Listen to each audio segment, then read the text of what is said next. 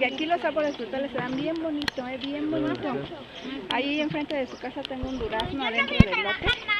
Y hay ciruelas, peras, manzanas y mira, tupiditos que se dan. ¿Qué le parece si va con nuestro compañero el ingeniero Rangel ahí en el Jardín Botánico? Ajá. Para que usted pueda hacerle ahí, bueno, primero entrar en charla con él, a ver de qué manera pueden hacer la solicitud y de esa manera poderles apoyar con ese tipo de plantas.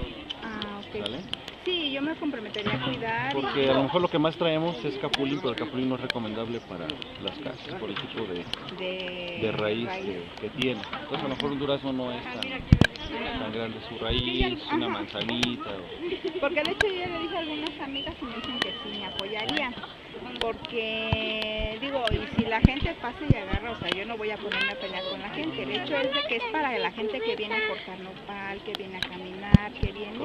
O sea, yo no me pondría en ese aspecto que oigan, dejen ahí, ¿no? Porque ya ves que hay muchos que yo lo planté y es mío y nadie agarra aunque se pudra la fruta, ¿no?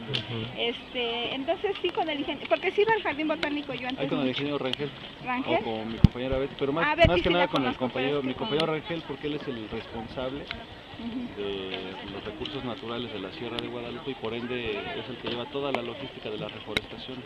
Entonces él sabe qué planta ha pedido, qué planta tiene en disposición.